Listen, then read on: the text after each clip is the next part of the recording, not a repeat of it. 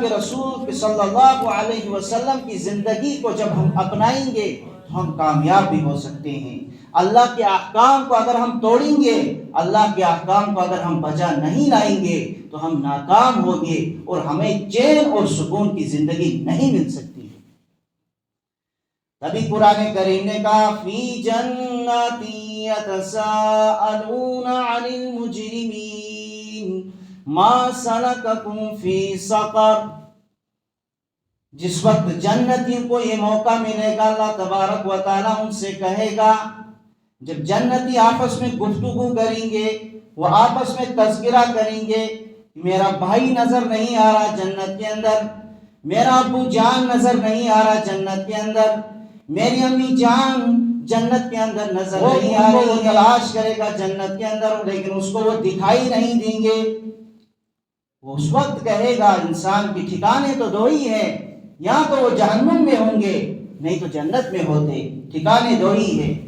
لیکن اللہ تبارک و تعالیٰ ان کو دکھائے گا، ایک کھڑکی کھول دی جائے گی اور وہ دیکھیں گے، وہ دیکھے گا جب جہنم کے اندر اپنے ابو کو جل رہا ہے، اپنے نانا کو دیکھے گا کہ وہ جل رہا ہے، اپنی امی جان کو دیکھا کہ یہ جہنم کے انگاروں کے اندر جل رہے ہیں۔ کہا جاتا حدیث پاک میں آتا ہے جہنم کی آگ بہت خطرناک آگ ہوگی، اس کے شعلے جو ہوں گے وہ اونٹ کے جیسے اوپر اٹھ رہے ہوں گے۔ حدیث پاک میں آتا ہے کہ اگر سوئی کے ناکے کے برابر سوراخ کر دیا جائے اور وہاں سے جہنم کی آگ اس دھرتی پر لگ جائے، یہ دنیا کا سارا نظام جل کر راکھ ہو جائے گا۔ جس کے لیے ہم تیار نہیں ہیں،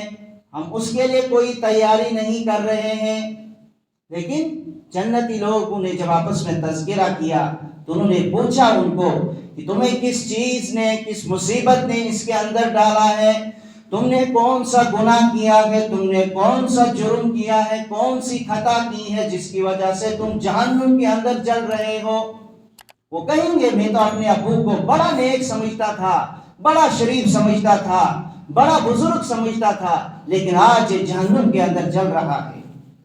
اسی طریقے سے بیٹی بھی کہے گی میں اپنی امی جان کو بڑا نیک سمجھتی تھی، بڑا شریف سمجھتی تھی، لیکن آج یہ جہنم کے اندر جل رہی ہے۔ اسی طریقے انسان کہے گا کہ میں اپنے افسر کو بڑا شریف سمجھتا تھا، بڑا نیک سمجھتا تھا، لیکن آج یہ جہنم کے اندر جل رہا ہے، کون سی خطا کی انہوں نے؟ جنتی لوگ جب ان سے سوال کریں گے فی جنات یتساءلون عن المجرمین ما سلککم فی سقر، کس مصیبت نے، کس گناہ نے تمہیں جہنم کے اندر رکھا ہے، تمہارا کون سا جرم تھا جس کی وجہ سے تم جہنم کی آگ میں جل رہے ہو؟ یک زبان ہو کر جہنمی لوگ وہاں سے جواب دیں گے، وہ کہیں گے کہ ہماری ایک ہی خطا تھی، ایک ہی جرم تھا، ایک ہی گناہ تھا، وہ یہ تھا، سب سے پہلا گناہ، سب سے پہلا جرم ہمارا یہ ہے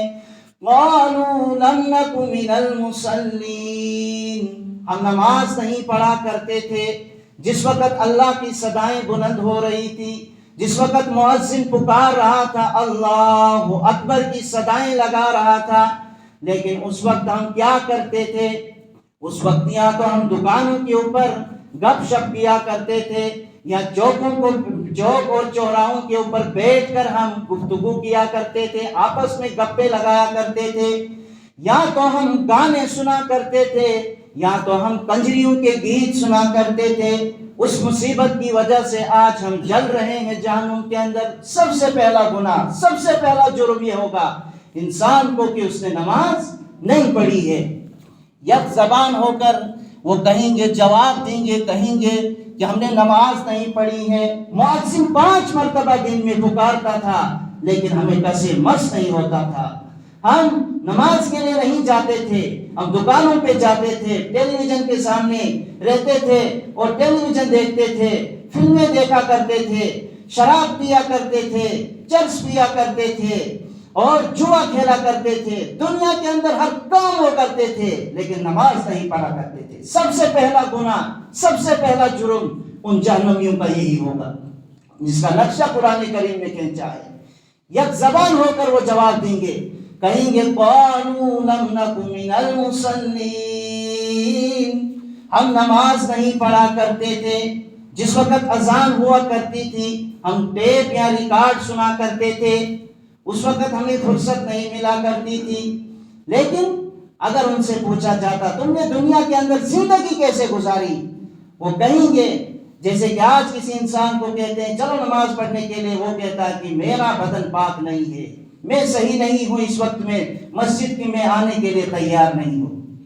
لیکن اگر کوئی سیاسی پارٹی ہوگی، کوئی اور ناچ اور نغمہ ہوگا، تو اس کے لیے وہ دوڑتا ہوا پھرتا جائے گا، اس ناچ اور نغمے کے اندر شریک ہوگا۔ لیکن نماز کے لیے کہیں گے تو مجھے گھٹنوں میں درد ہے، مجھے سر میں درد ہے، مجھے فلاں ہے فلاں ہے، یہ ہے وہ ہے، سب کچھ انسان کہتا ہے، اپنے بہانے لگاتا ہے، نماز کے لیے وہ آتا نہیں ہے۔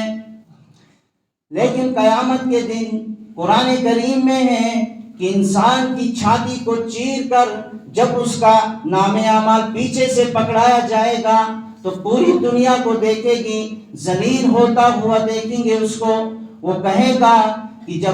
انسان کی چھاتی کو چیر کر قرآن کریم نے اس کا بھی نقشہ کھینچا، وَأَمَّا مَنْ أُوتِيَ كِتَابَهُ وَرَاءَ ظَهْرِهِ فَسَوْفَ يَدْعُو ثُبُورًا وَيَصْلَىٰ سَعِيرًا۔